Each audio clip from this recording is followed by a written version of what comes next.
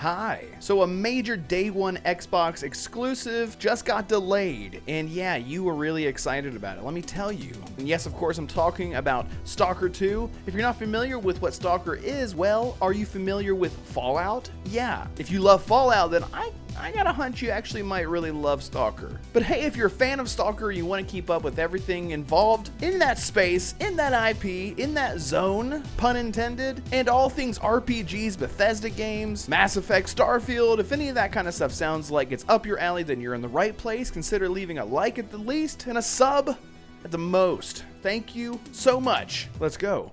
Wanna be a renegade? Red wolf. Red wolf renegade. Red wolf renegade. GSC Game World, the developers of the Stalker franchise, have announced yet again that the game is indeed delayed. It's only a 2-month extra delay, pushing it from September into late November, and a lot of people are curious as to what this means as far as the game's development and how it's looking and how it's feeling. But something to keep in mind about the real-world events that GSC Game World's studio is dealing with right now is, of course, the war in Ukraine. So keeping that in mind, the development time as far as the polishing phase of the development time goes would be extended. So a usual studio in good hands with great funding, with great support, would be looking at, let's just say, for example, 5 to 6 months polish phase, whereas adding on the trouble that GSC Game World Studios is dealing with, there's more of a 6 months to a year. So it's not that big of a delay, but it is discouraging for a lot of the people that keep getting their hopes up again and again, and then the studio just comes out and says, sorry, once again, we're going to have to delay it. And the studio was even a bit cheeky with their announcement in this trailer.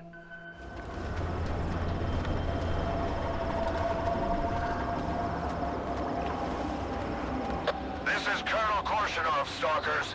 The zone will remain out of bounds until November 20th, pending the completion of the ward's official affairs. Consider this as me giving you time to prepare better. Over. You gotta be kidding me. Really? Again? So the good news that came along with this is that we will be getting a deep dive extended showcase, which is something a lot of the fans are really excited about because we've only really had a bit of cut gameplay. We've never just seen extended gameplay without there being any hard cuts or anything like that. I think this is something that I would say 90% of the fan base and all the diehard fans have been asking for. This will be a great look into seeing how the game actually feels organically rather than just having a bunch of cut up segments that we have to put together in our mind and imagine how the game runs and flows in the moment to moment gameplay. Stalker 2 has an amazing opportunity to give something that the post-apocalyptic fans have been missing since we don't have any Fallout games on the horizon other than Fallout London right now, Fallout 76. So let me just take a second to just tell you about the series if you're not familiar with it. So hang on, stick with me. The Stalker franchise actually doesn't take place in the apocalypse like the Metro series does, for example. The Stalker franchise actually takes place in the 18-mile radius located in the real-world location, Chernobyl. Where the Chernobyl, that is a hard word to say. Where the Chernobyl disaster happened, this game plays off of that real-life event and has you playing as a Stalker, which stands for Scavengers, Trespassers, Adventurers, Loners, Killers, Explorers, and Robbers. The 18-mile radius of Chernobyl in the world of the Stalker series is called the Zone. The Zone is a place where people from all walks of life might be interested in venturing into the zone to find radioactive artifacts. Maybe they are a terrible criminal who would just rather live out the harsh life of the zone than spend the rest of their days in jail. So they'll run to the zone and escape there and hide like little babies. Other people might be scientists from the outside world or people who just need the rush after being in the military for so long. Remember, everything outside the zone is normal, like me sitting here right now recording this video. The zone is happening right now, in real life. Go there. No, don't go there. Don't do that. There are even people inside the zone that have been trying to escape with the helps of the various factions within it. Some people might be ex-military or current military, sent on missions to go into the zone to figure out anomalies, origins, and others are they're just trying to shut down the zone and keep it from spreading to the rest of the world, creating an actual global apocalypse.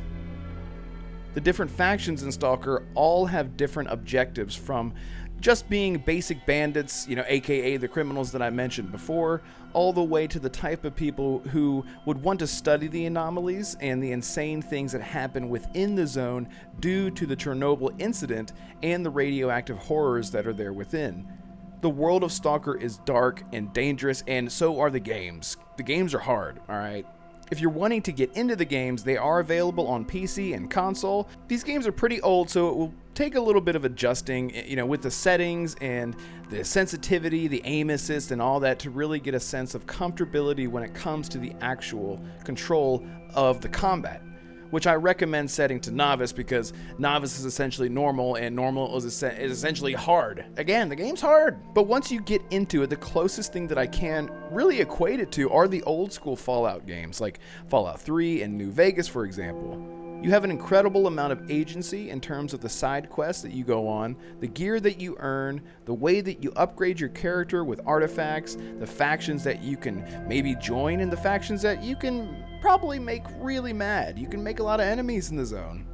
And then there is, of course, the main quest, but nothing is ever forced upon you, as you are let loose in each entry of the Stalker series to survive and do what you will with the time that you have. The third entry, Call of Pripyat, is by far the most improved and most open and modernized in comparison to the other ones.